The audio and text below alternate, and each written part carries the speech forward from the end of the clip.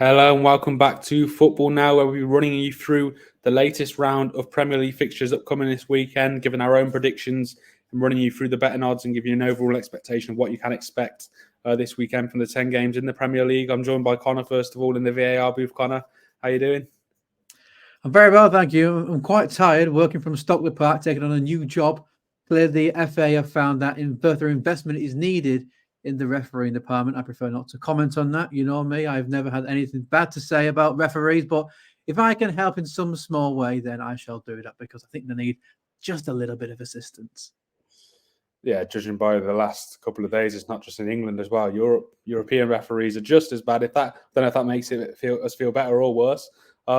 Before we get into today's video, you can see Wolves versus Tottenham. I'm going to remind everyone of the ongoing competition we got going on here at Football Now.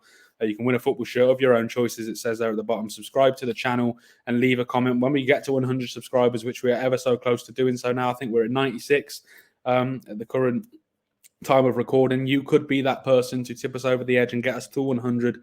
And like I said, if you get involved with the comment section, not just on this video and all our other videos too, you might just be that lucky winner. As you can see there, our Twitter at the bottom of the screen at footballnow1_ as well. That's where we'll be announcing the winner when we do hit 100 subscribers, which we expect to do any day now with a bit of luck. So good luck to everyone who does get involved. Like I said, the more involved you are, the more likely you are to be pulled out as the winner.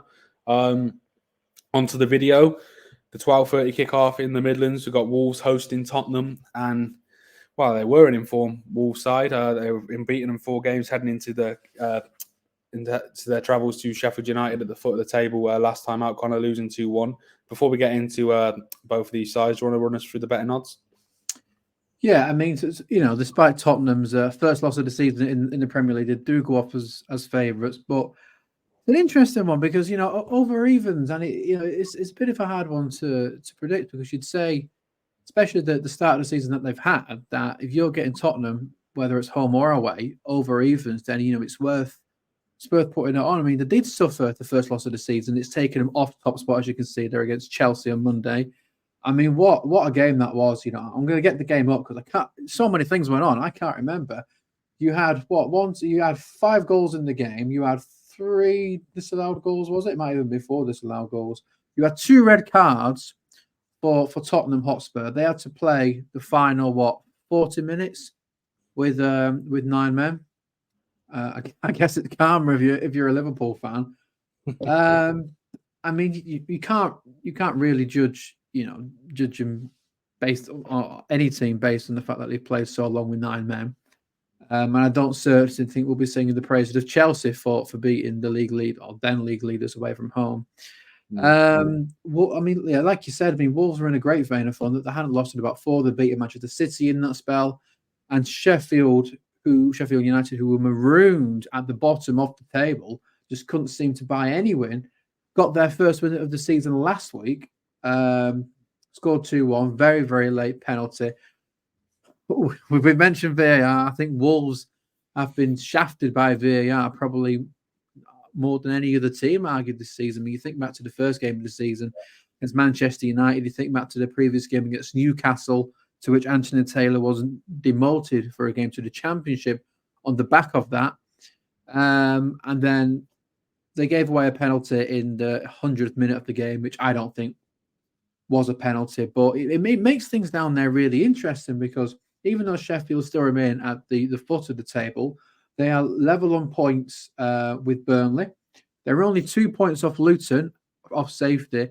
And I don't think Wolves are in any sort of immediate danger. They've got 12 points. Nothing that loss is going to set them back. But it just brings them back down to earth after that great run of form. That being said, I am willing to take the Tottenham game as a bit of a freak game. It's not going to really happen. And despite how much we both like Wolves this season, I think there's a bit of value there in that 6-5 for former league leaders because Tottenham are having a great season, playing some great football.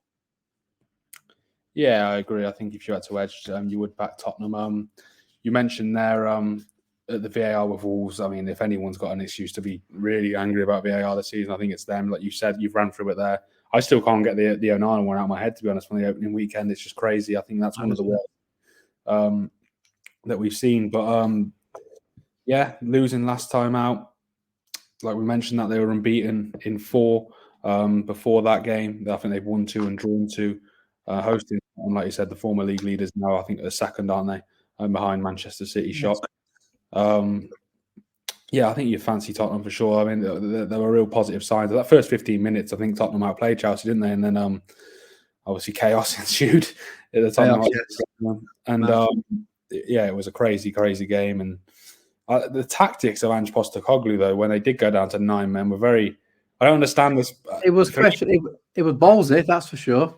Yeah, a lot of people have been praising it. I think it was stupid. What you're doing, dropping all your men on the halfway line, I think you're asking for trouble, and I think it says a lot about where this Chelsea side are. It took them so long, really, to break through it. I think any half decent side there runs riot a lot sooner.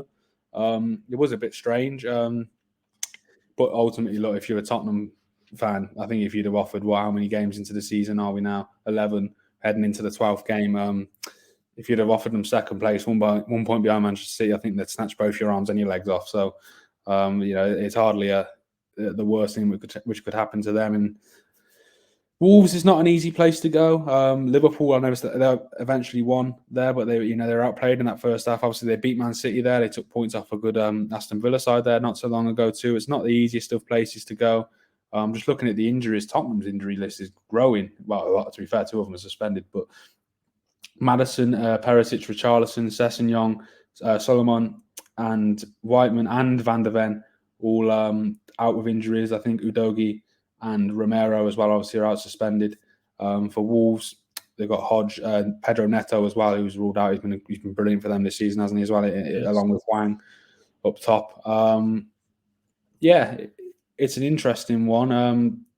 I wouldn't predict a Tottenham landslide win, but I think, yeah, like you said, based off what we've seen this season, you would back the away side there, wouldn't you, Connor? Yeah, and I also think, like I said, I think over evens, you are getting pretty decent value.